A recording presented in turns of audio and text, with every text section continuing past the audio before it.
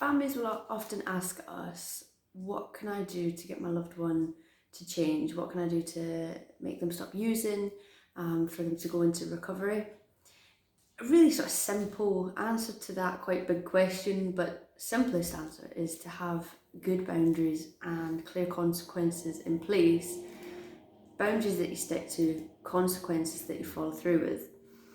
The reason why this is probably one of the most important things is because if your loved one is in the pre-contemplation stage where they don't recognise there's a problem with their substance use and behaviour, they don't want to change, what it can do is protect you and your family from the impact of their substance use and behaviour. But what that can also do is help that individual to become more responsible for their behaviour, and it might help them to recognise how their behaviour affects other people and also themselves. So it could be the instigator for change in your loved one by putting in boundaries. Now, if you think back to the video on the Bertie's box, that's really about if you want to see change from somebody else, that change has got to start with you first of all.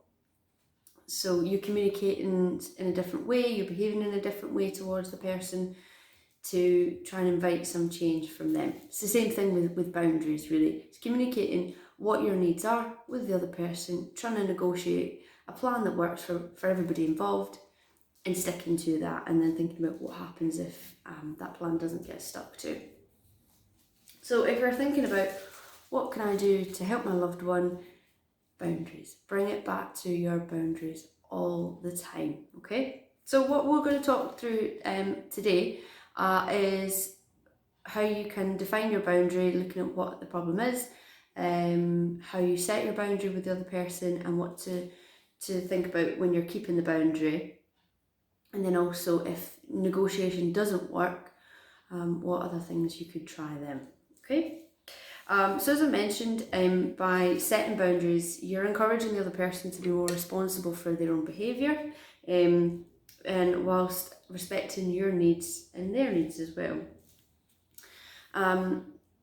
What it does is it helps to define when something has overstepped the mark. So, people will sort of say to me, something along the lines of, they keep doing things and they keep taking the mickey and they're taking advantage, they're overstepping the line, but it's being clear on where that line is. If you've gone too far, what does that actually mean? So if you can be really clear with that, then you're both going to know where you stand with each other. And if you know where you stand, that helps to create that respect, stability and trust. So it's really, really important to have that. So it's clarity, being really clear on what you need and what you need from the other person. So we're going to talk through defining the boundary first. So there's an acronym that I'll go through here. Same as, if you're making a goal, you might use the SMART acronym for goal setting. It's the exact same. But what's really important is give yourself plenty of time to think about the boundary before you go and set it with the other person. Often families will try and set boundaries at a place based on emotion. You need to try and get your top part of your brain, your thinking part of your brain, switched on for this process. So where you're coming at it from a place of rational, logical thinking, not just based on emotions, because that's probably when we'll say things that we don't mean, we'll set things that we're never going to follow through with. So we've got to be really clear. So take your time to think through your boundary setting, okay? So SMART. So being specific on what it is you want to deal with, what's the issue, what is it that keeps occurring, what is it that you're noticing, being really, really clear on what it is that you want to try and tackle. How will it be measured? So when are we going to know that, this is working and this is being stuck to? A is for achieve. So is the boundary achievable for yourself, for you to be able to stick to that boundary? And is it achievable for the other person to stick to? This is where a bit of compromise might come into play. but you don't want to set a boundary that's just way too high for that other individual, because you're setting them up to fail, but you're also going to set yourself up to fail if you can't achieve it either. And is it realistic, the boundary? So thinking there as well about not just the boundary but also the consequences. Are the consequences realistic? So if you're saying to somebody, if you continue to do X, Y, and Z, I will kick you out. Is that realistic? Is that something you can follow through with? Is that achievable? Or is it not? And if it's not, that's okay, but it's thinking, okay, what is maybe a little bit of a less severe consequence than that? Is it realistic? The time period of how long is it going to last? And then thinking about, when will we review this boundary? So you might, for example, say to your loved one, okay, need to set a boundary. I ask that you seek support for your drug use whilst you're living at home, and I'm going to check how you're progressing with that in 2 weeks' time. So we've got a bit of a review period on it. Next is thinking about how long is the boundary going to last, and again that ties in with reviewing it. Because, for example, if you've got a teenager that you're not giving any pocket money to because they were spending it all on drugs, you stop giving pocket money, but actually they're 6 months down the line and they're doing really, really well. You might want to think about, okay, actually maybe that boundary needs to be changed. I might start to introduce pocket money, or I might start to buy treats and things like that. So you want to review it, okay? And then lastly, thinking about, this is really important, why are you setting the boundary? So again, that's where it's important to switch that rational part of your brain on, not just this emotional reaction part, really thinking it through. Why am I setting this boundary? Most often it's to try and help your loved one, yeah? But it's something about you needing to get your needs heard and met as well. So why are you setting it? If you can be really clear with your motive in setting your boundary, that's going to help, because your loved one is likely to not want you to stick to your boundaries. They probably don't want you to set them.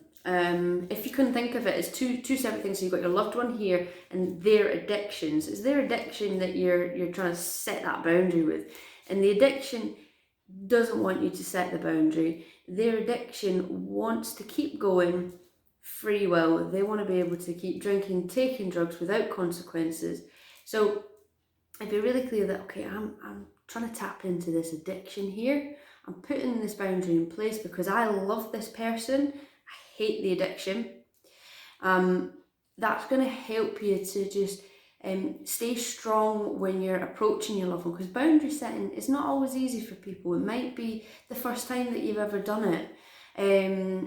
You might feel a bit uncomfortable, but if you're clear on what you're doing and why you're doing it, that's going to make it easier, because their responses might be that they don't want you to set this, that if you're setting this boundary, that means you don't love them, you don't care about them, you're trying to hurt them, you'll get all of that emotion thrown back at you.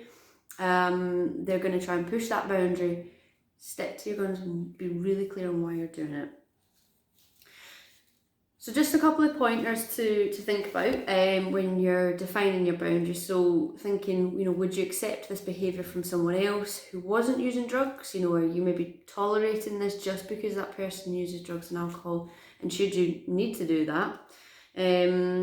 Make sure that the boundary encourages the person to be more responsible for themselves, but doesn't treat them like a child. Families will often say to me, well, they're acting like a child. They might be acting like a child, but unless they're under 18, they're not a child, okay? They are an adult. So speak to them like they're an adult, treat them like they're an adult. You don't need to parent them. And even if they are under 18, they're making their choices, they need to be responsible for the choices that they're making there. So trying to treat them responsibly, not sort of talking down to them like they're a child. Nobody's going to enjoy that. It's quite patronising. Next part is being really clear on your consequences, what will happen if the boundary is broken. Make sure that they are something you can stick to. So consequences are like a mild to moderate to severe end of the scale, okay? It might be that, say for example, The boundary is you have to pay your board money every week.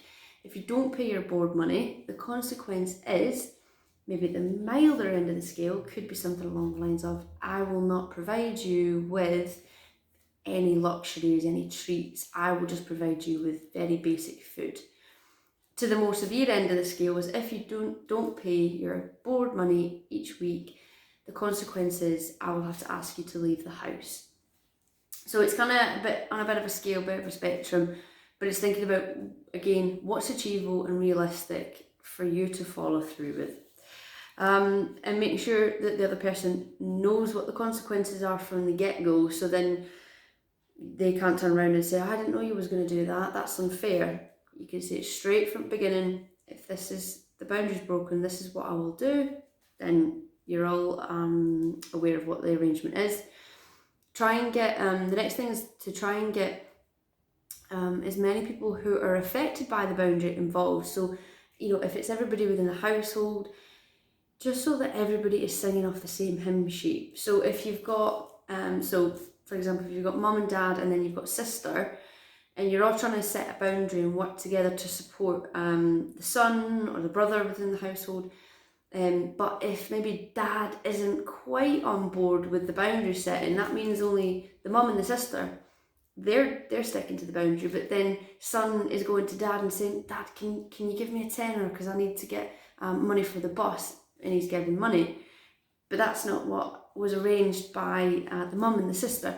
So if you can get everybody on board, it means there's no wiggle room there for your loved one to try and manoeuvre that boundary so that it works for the addiction. So all try and come together to work on the boundary setting and negotiate it and come to an agreement. So important that.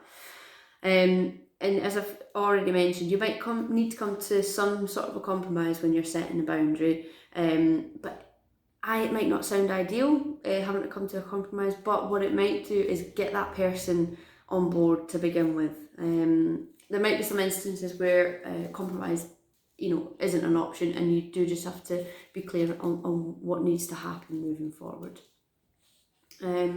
What I've already touched on as well is prepare yourself for what you think your loved one may say back to you.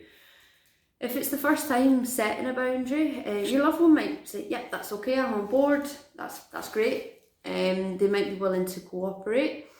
But often what I can sometimes hear is when you're saying, I'm not going to do this for you anymore, I need you to help yourself, I need you to make sure you can get your own way to work.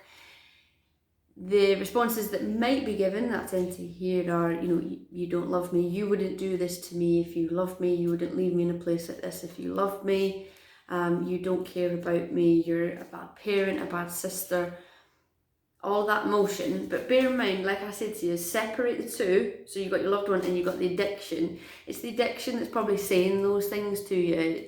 That's like the devil on the shoulder, saying those emotional things, because what that addiction wants is for you to back down and say, yeah, you know what, I am a bad parent, yep, I will just carry on doing everything as we have done previously.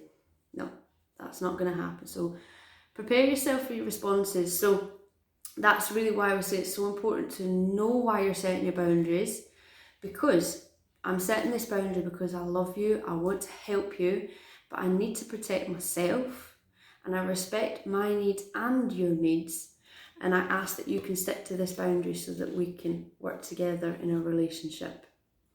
So your boundaries are coming from a place of wanting to help and love and care most often, really. Okay, so thinking then about setting the boundary. So once you've defined what the boundary is, you need to then set it with your loved one, okay? So this is ideally done through negotiation, as I say, compromise, and having a dialogue. So a dialogue means two people, not just a monologue where it's you talking to the other person or them just talking at you. No, we need to try and engage two people in that. So again, like what I've already said, try and come from this rational part of your brain, make sure that bit's switched on as much as possible. Think about what place are they in, because if they're under the influence, that's not the time really to be having that conversation, because they're going to forget it. They're coming at it from a place of emotion. Try and do it when they're sober, and they might not be sober often. Try and pick that time if it's earlier in the day. Try and avoid it when they're under the influence, okay? So just some points about trying to have a dialogue is making sure you're listening to each other. So don't just be listening to wait your turn to speak. Try and hear what the other person is telling you. You might not agree with it, you might not be happy about it, but they're in that dialogue, so respect that. Being open and honest with them about how you feel, use your I statements, and take responsibility for what part you've played. So perhaps if you're resetting a boundary with somebody, it might be because actually you've not stuck to something, or you've not followed through with the consequence perhaps, or there's been something that you've done. Own up to that as well. If you want the other person to do the same, you've got to role model that behaviour almost, yeah? But not taking responsibility for others' behaviours, okay? Or their choices or how they feel. That's on them. Let them take responsibility for what they've done, okay?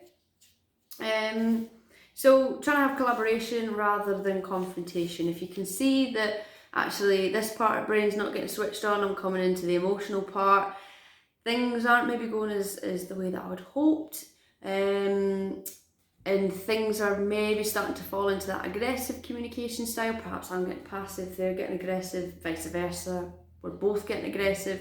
It's time to press on the brakes.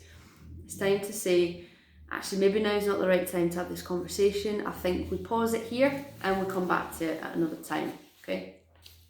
You might want to check out the videos on the communication styles and communication tips as well, just before you're going into having this conversation around boundaries. That might be helpful.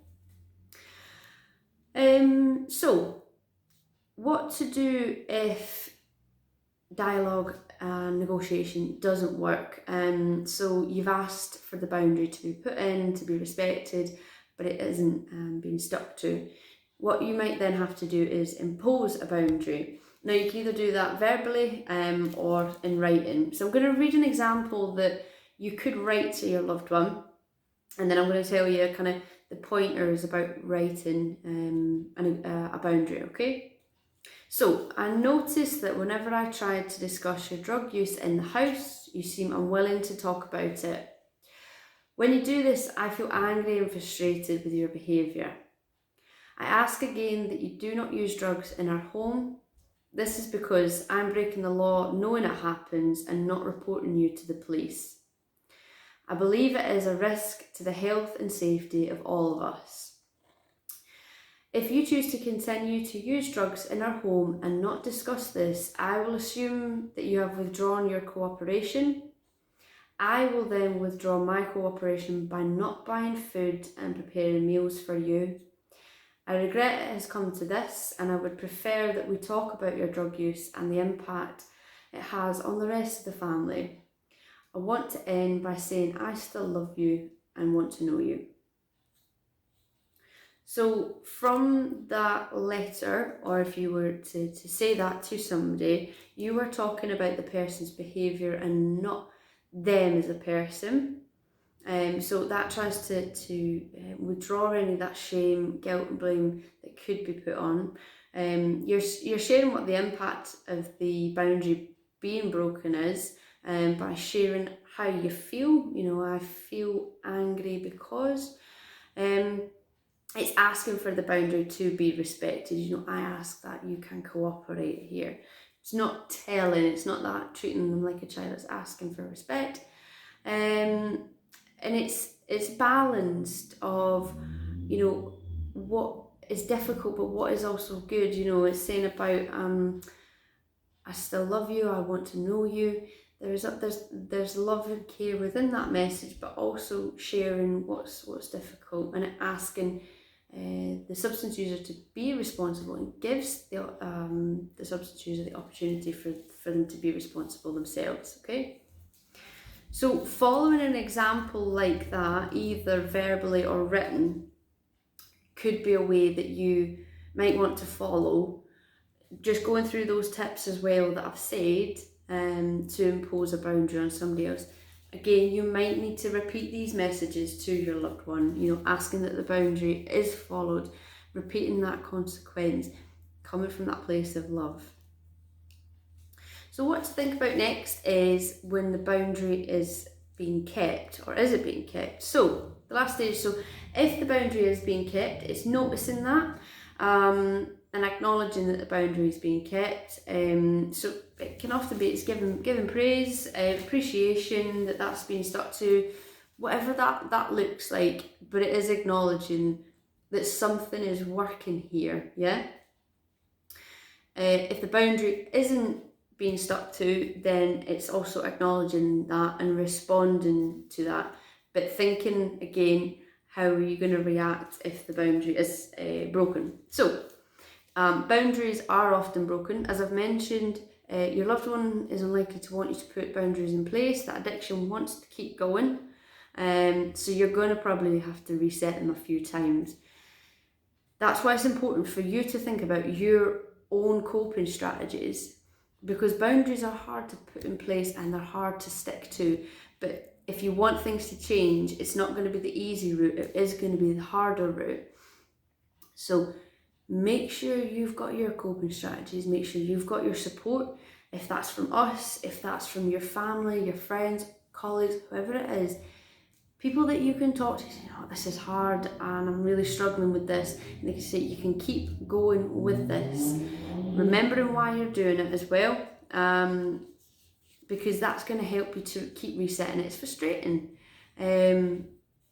but they might not get the message first time round, and you're going to have to be clear and be willing to repeat it, okay? So if it is being broken, it's having that conversation, you know, with that other person, and responding assertively as well, you know, again, going back through how you feel about the boundary being broken, and acknowledging what that is like for yourself and how you feel with that. Be realistic about what's happened. Don't make excuses for people, don't make allowances. As I've said to you, they're responsible for their choices, their behaviour. So going into that conversation with the other person, say that the boundary's been broken. What can be helpful actually is if you, when you're setting your boundary, write your boundaries down. You might not have it as like, these are the boundaries, these are the rules, but just a bullet point of like, this is the plan moving forward. And as I say, you might be reviewing that in 2 weeks' time. Review period comes up. I say review period, but you know what I mean. Your time to review, check in comes up. And what we've written down hasn't been stuck to. So saying that, being clear, the agreed boundary has been broken, and how you feel using your I statements. So reiterating the boundary, or renegotiating it, and there might be something that has been a bit too unrealistic, or something that's not been achievable for the other person. So trying to learn from what has been set previously, that's important. If you have set a consequence, implement that consequence. I think you'll probably grasp this by now. It's so important. If you've set a consequence in the first place, you follow through with it.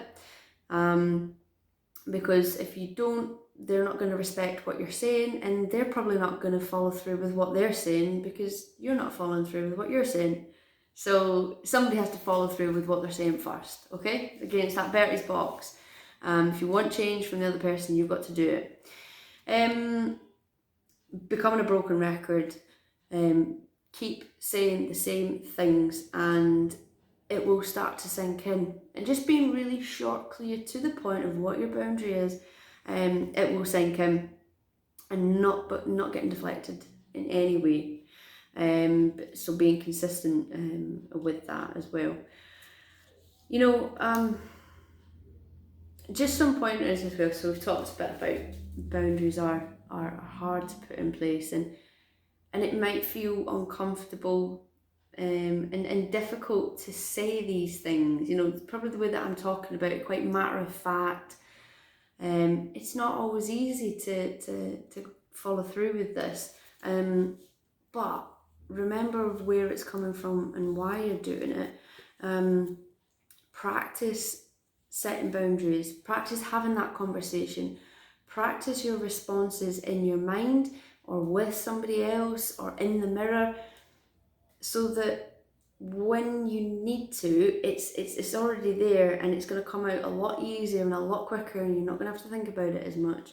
So yeah, try and practice what you want to say, because you need to sort of consider what their responses are, how they might try and manipulate you around, so that you don't follow through with that boundary, and then how are you going to cope after. So you might have a difficult conversation with your loved one, all that emotion might come up. Think about how you're going to deal with that, who's going to help you afterwards. You know, you're not powerless in this situation. You have got influence, and you can ask for what you need, and then potentially that can invite someone else to do something different for themselves as well. So the last thing to mention about when a boundary isn't being kept, and you know, you keep putting in place and it's being broken time and time again, it's asking that question: is sorry enough? So there's no right or wrong. Sometimes well, everybody's different. Some people might say sorry and then change the next time round. Other people might keep saying it. If you're on the receiving end, you might hear it once and then that's it, last chance, saloon. Other folk might hear it more times, give more chances, you know, what have you. In a nutshell, it's actions speak louder than words. You know, if somebody consistently or keeps breaking that boundary, you need to be asking yourself, why is this? Is it something's unrealistic in the boundary? Have we not reviewed it? Am I not sticking to something as well? But if they keep saying, yes, I'm going to do this, I'm going to do this, and they haven't, it's asking why. And if they did want to, they would do it. So then it's moderating what your response is. There might need to be something else that you do differently, if you feel that your needs aren't being respected, aren't being heard and listened to. So one thing to sort of summarise and leave you with here is boundaries are a two-way street. We want our loved one to stick to them. We've also got to stick to them. We've got to negotiate. We've got to try and compromise.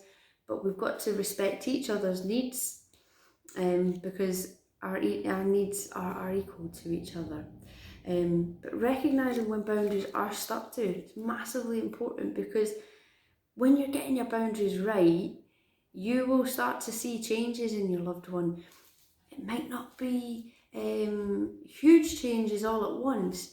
It's those wee changes that happen, and actually they're really, really big, because if you bear in mind your loved one's got this addiction, try to win here, trying to be the powerful thing going on, and your loved one's sticking to those boundaries, they're sticking to that agreement that you two have made, or you and the whole family have made.